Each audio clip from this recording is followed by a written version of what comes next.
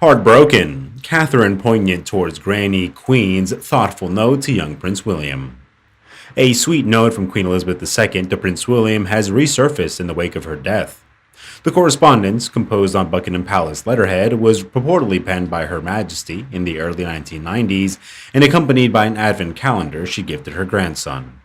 The undated note, which appeared to have been handwritten by the late royal on Buckingham Palace stationery, read, "William, I hope you enjoy opening this each day. Granny."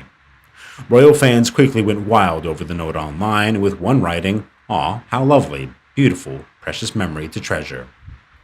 At the time, a royal insider called it a seldom encountered piece of correspondence from within the royal family, enhanced by its fitting Christmas time association.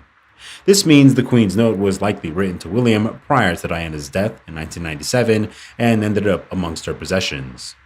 The image emerged online as a royal expert said the Prince of Wales is shielding Prince George, Princess Charlotte, and Prince Louis from his grief over the Queen's passing. During the engagement, William then revealed that he had seen not one but 5 rainbows over Balmoral in the hours following Her Majesty's death. In response, his wife, Kate Middleton, said, "Her Majesty was looking down on us." Kate was also the one who broke the news to their children that the Queen had died. Kate used her words carefully and said that Elizabeth is in heaven with Prince Philip. There were lots of tears and hugs, and naturally the children were upset. Royal correspondent Jenny Bond has insisted Kate and William will spend some quality time with their children over the next 2 weeks following a period of enormous change. When news of the Queen's death broke, 3 kids had just finished their first day of their new prep school, Lambrook. Hence, Kate and William want to make sure the grief doesn't disrupt the little royal trio's new start any further. After their great-granny's passing, William and Catherine will try to move things on as quickly as possible and not dwell too much on the sadness of the last couple of months. Even though William will undoubtedly have moments where he feels very sad, he will try to shield the children from it. Bond definitely agrees with the family's decision to take a little break after all this turmoil.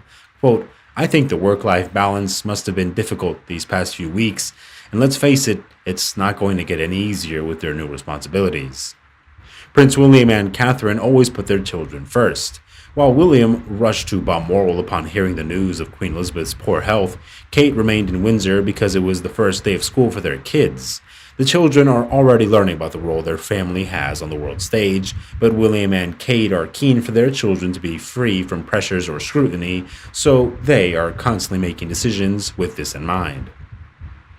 Just weeks ago, William and his family moved to Adelaide Cottage on the Windsor estate to be closer to the Queen at Windsor Castle. And according to one royal expert, this came at the prince's bond with his grandmother massively improved in recent years. Away from their royal duties and engagements, the 2 royals share a close bond characterized by laughter and light-hearted exchanges. William is said to have grown even closer to the Queen after the Duke and Duchess of Sussex stepped back as senior royals. Paying tribute to his remarkable grandmother, Prince William previously said, "Growing up, having this figurehead, having this stability above me has been incredible."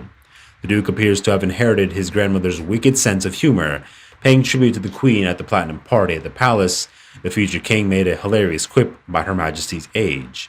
In fact, earlier this year, Mirror royal editor Russell Myers referred to William as a trusted lieutenant of the Queen. Meanwhile, the Prince of Wales even admitted the death of his beloved granny, the Queen, doesn't feel real in an emotional tribute to her.